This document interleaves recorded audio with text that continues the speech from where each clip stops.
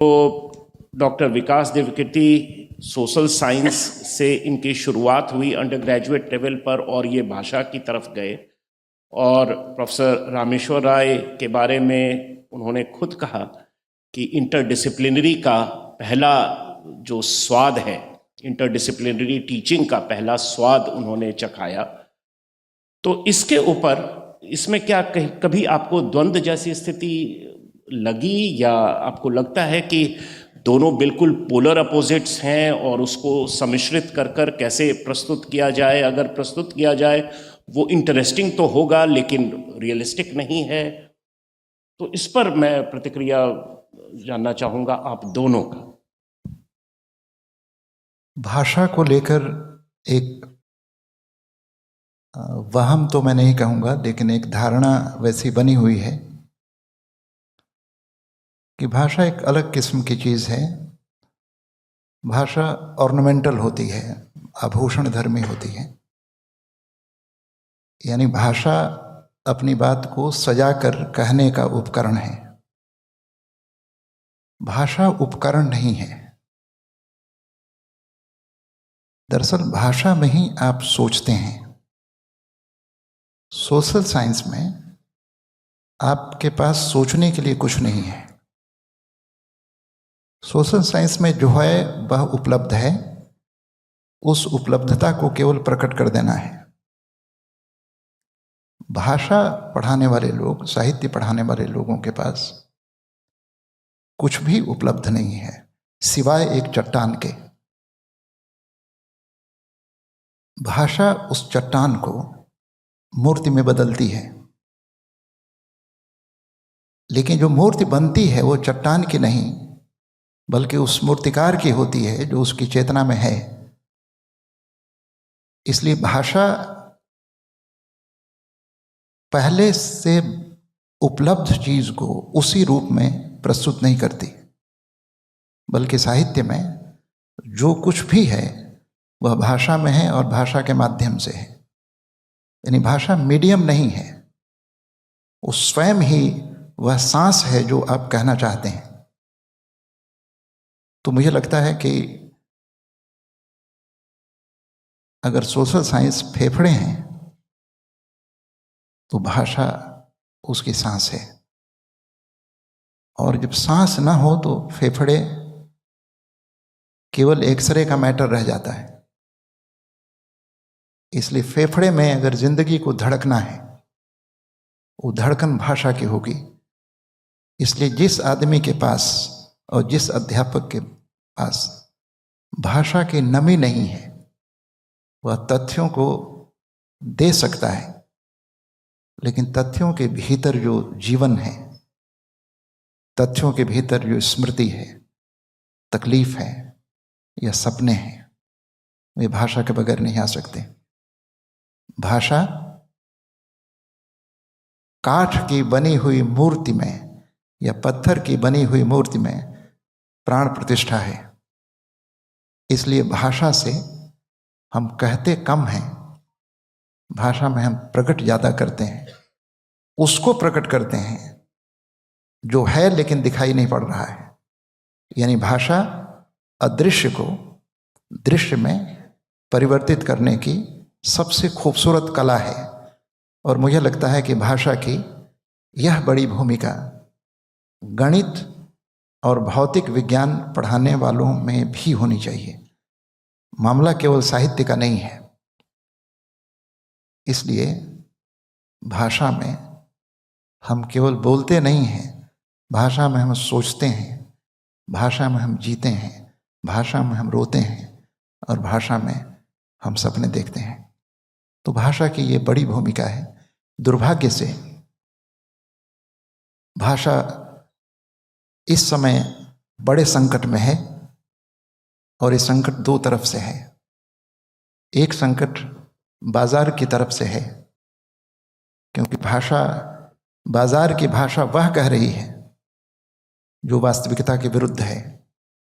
और दूसरा संकट राजनीति की तरफ से है, क्योंकि राजनीति की भाषा ने भाषा की पूरी विश्वसनीयता को नष्ट कर दिया है। इसलिए भाषा को बरतने की तमीज किसी व्याकरण से नहीं आती, बल्कि मनुष्य होने की गहरी जिम्मेदारी से भाषा निर्मित होती है और तब भाषा विश्वसनीय बनती है। मुझे लगता है कि भाषा की विश्वसनीयता को बहाल करना इस समय शिक्षण का, अध्यापक का या पूरी शिक्षा व्यवस्था का की सबसे बड़ी चुनौती है। और मेरी इच्छा है कि सोशल साइंस पढ़ाने वाले लोग भी उसी तरह भाषा का रचनात्मक प्रयोग करें जैसे सामान्यतः साहित्य वाले करते हैं।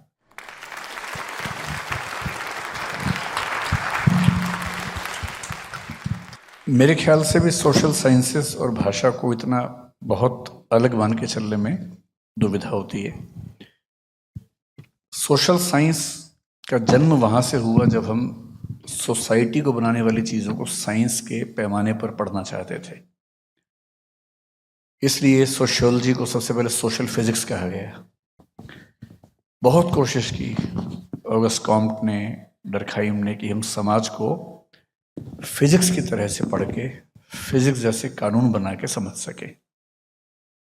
लेकिन फिर ये 19th सेंचुरी का एक मदहोशी थी, पागलपन था कि सोशल साइंसेस के हर विषय में फिजिक्स और केमिस्ट्री जैसी ऑब्जेक्टिविटी की तलाश चल रही थी। 20th सेंचुरी आते आते ये समझ में आना शुरू हुआ सभी सामाजिक विज्ञानों को कि हम ह्यूमन बीइंग को ठीक वैसे नहीं समझ सकते जैसे किसी ऑब्जेक्ट को समझते हैं, और ह्यूमन बीइंग द्वारा बनाई गई सामाजिक संरचनाओं को उस ऑब्जेक्टिव तरीके से कैसे समझें जैसे रसायन के यौगिकों को समझते हैं। इसलिए हर विषय में एक बात आई कि हमें ऑब्जेक्टिव होना है पर सब्जेक्टिविटी का सम्मान करते हुए होना है। जैसे मैक्स वेबर ने समाजशास्त्र में पहली बार कहा कि हम इंटरप्रिटेटिव अंडरस्टैंडिंग की बात करेंगे, केवल ऑब्जेक्टिव अंडरस्टैंडिंग की बात नहीं करेंगे। ये ट्रेंड बन गया। आज भी कुछ कुछ वैसा ट्रेंड है। पोस्ट मॉडर्निज्म में हमने पढ़ा कि जितने बड़े बड़े आख्यान हैं, मेटा नैरेटिव्स हैं, वो सब मीनिंगलेस हो चुके हैं। ऑब्जेक्टिविटी का जो क्रेज 19th सेंचुरी में था, अब वैसा क्रेज नहीं बचा है साइंस को छोड़ के। जहां तक भाषा की बात है, भाषा बनती है समाज में, न कि लेबोरेटरी में। समाज अपने संचित अनुभवों से, बातचीत से भाषा के नियम गढ़ता है। इसलिए किसी भी भाषा के नियम एग्जैक्टली ऑब्जेक्टिव हो नहीं पाते, जैसा कि हम किसी साइंस में देखते हैं। लेकिन साहित्य लिखना, भाषा में बोलना एक बात है, बोले हुए या लिखे हुए का अध्ययन करना, रिसर्च करना दूसरी बात है। प्रेमचंद होने के लिए, वाल्मीकि होने के लिए, कालिदास होने के लिए आपको बहुत भावुक और बहुत संवेदनशील होना लाजमी है, ज़रूरी है। उसके बिना काम ही नहीं चलेगा। अगर किसी गरीब, वंचित, पीड़ित व्यक्ति को देख के आपकी आंख से आंसू ना निकलें, खून के आंसू ना निकलें, तो आप उस पर कहानी, उपन्यास, कविता कैसे लिखेंगे? लेकिन लिखी हुई कविता का अध्ययन करने के लिए, विश्लेषण करने के लिए बहुत इमोशनल होने की बजाय बहुत रैशनल, ऑब्जेक्टिव और मेथोडिक, व्यवस्थित होना भी जरूरी है। तो मेरा मानना यह है कि भाषा के विद्यार्थी को ऑब्जेक्टिव भी होना चाहिए, साहित्य के विद्यार्थी को ऑब्जेक्टिव भी होना चाहिए, क्योंकि साहित्य के विद्यार्थियों की ये कुख्याति आजकल सुनने को मिलती है कि वो भावनाओं में बहते हैं, लेकिन तथ्यों की बात, ऑब्जेक्टिविटी की बात करने से बचते हैं। और ये दुनिया जिन उसूलों पे चलती है, इस दुनिया में जिंदा रहने के लिए जिन उसूलों पे चलना पड़ता है, उसमें ऑब्जेक्टिविटी की भूमिका भी बड़े पैमाने पर है। तो साहित्य के विद्यार्थियों से मेरा निवेदन ये होता है कि सिर्फ भावना की तरफ ना झुकें, उसके साथ ऑब्जेक्टिविटी को भी शामिल करें। और सोशल साइंसेस से ये निवेदन रहता है कि केवल मनुष्य को एक पुतला ना समझें, स्टिमुलर रिस्पॉन्स का पुतला ना समझें, उसके इमोशंस को महत्व दें। एक छोटा एग्जाम्पल तक बात खत्म करता हूँ।